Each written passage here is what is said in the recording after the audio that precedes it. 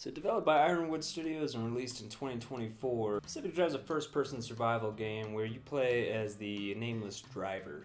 So it basically involves the government researching some unexplained phenomena that's going on in this peninsula that basically results in instability or reality crumbling all around us and all these weird anomalies popping up all over the place. It eventually gets out of hand, so the government literally walls off the entire peninsula. This area that they decide to wall off, they end up calling it the Olympic Exclusion Zone. So you as the driver, you're driving along next to the wall, then you up and just get sucked right into the zone because anomalies or something. This leads you to find the real protagonist of the game, the station wagon. But here's the thing about the station wagon.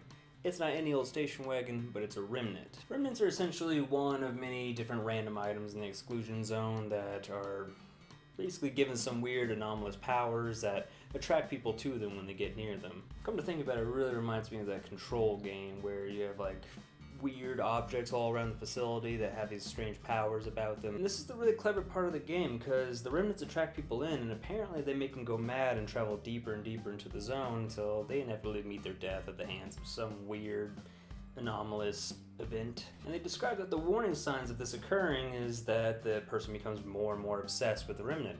That's what happens to you as the player. And the whole game is based around you maintaining and repairing this station wagon. It is your literal life preserver when you're inside this Olympic exclusion zone. So you are kind of just by nature of the gameplay obsessed with it. But working with the story, they ask you questions like, have you found yourself doing nothing but focusing on the car? And you're just like, oh crap, yeah, that is me. I am doing that. It's just a very meta way of making the player feel like they're the one undergoing this remnant psychosis that's occurring.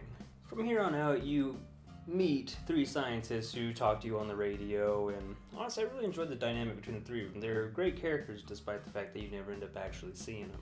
And I gotta say, the voice actors are great. They really have some good, strong, emotional moments throughout the story as they unfold what happened in this whole Olympic Exclusion Zone event, and basically the reasons why they decided to stay behind and continue their research despite everyone else evacuating. But even better than listening to these guys talk to you on the radio is listening to the jams that this game gives you on the radio.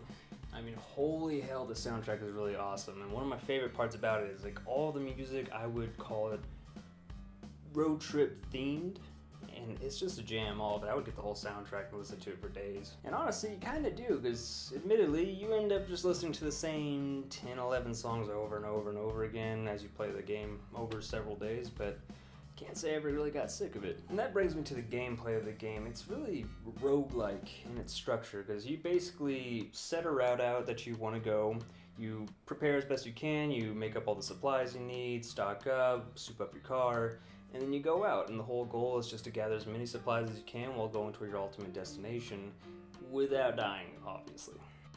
Literally, it's upgrade your car, go out and scavenge, complete the mission, upgrade your car, go out and scavenge, complete the mission, come back to the shop, upgrade your car, so on and so forth. If you do die on one of these road trips, however, you do lose all your supplies and your car comes back a beaten up mess, and yeah, it takes a lot of supplies just to fix that bad boy back up. And I gotta say, for such a simple gameplay loop, it is surprisingly addicting. Like I said, I usually have a problem getting bored of games very, very quickly and just kind of rushing to beat it so I can move on to the next one, but I really found myself enjoying this game, and it's one of the few ones that even after I beat it, I was like, oh, I'd keep playing missions and keep getting those upgrades for my car and whatnot. It's a great time. And I think what really makes it better too is there's almost like this battle royale aspect to it. You know, in the battle royale games, you have that circle that slowly encloses in and kind of forces you to really rush inward.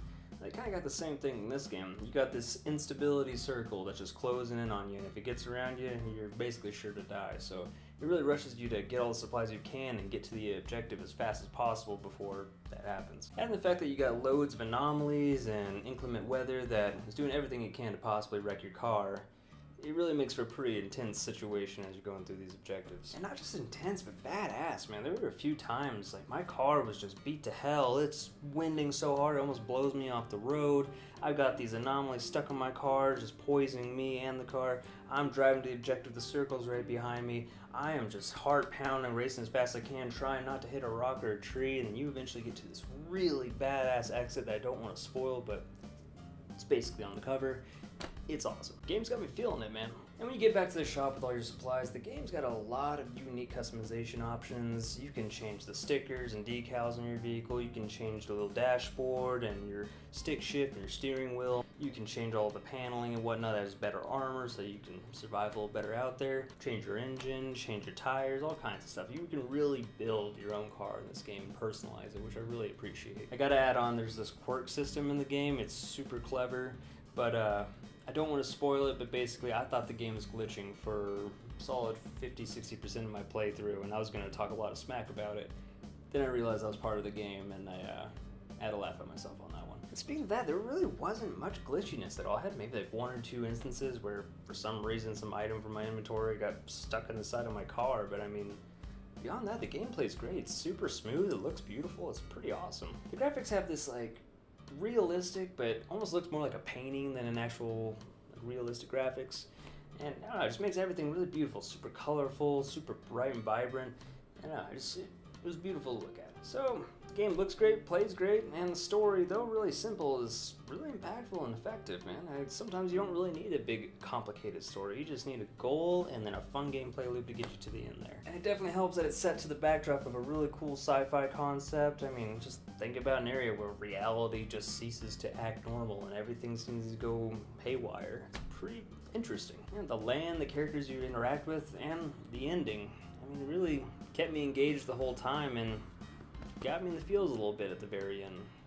For a game as simple as this one, I was really surprised by the depth of the ending, really. I mean, it was tackling themes of loss, of grief, of how people move on from traumatic events and how they deal with life afterward, and even themes about the afterlife. It was really kind of an interesting ending. So the story I'd give a 7, gameplay I'd give an 8, and the overall quality of the game I'd give an 8 as well. It's just a all-around solid game and it's really fun to play.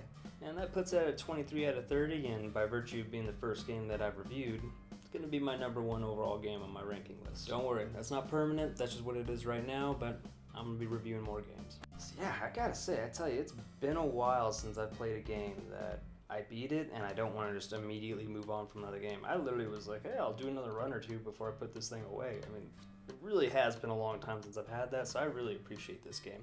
If I were a kid again today, I wouldn't even bother going to Blockbuster or renting it again. I'd just go buy this thing, keep it. So, with that being said, thank you all for watching. I'm really trying hard to build this into something that people can really enjoy and help get through their day with, like a lot of other YouTubers have done for me. So, if you like what you saw, please hit the like button. If you have any thoughts about what I said or any suggestions for games that you want me to review in the future, leave a comment, that'd be awesome. And if you want to see stuff I do in the future, subscribe. Help me build this thing. Thanks, guys.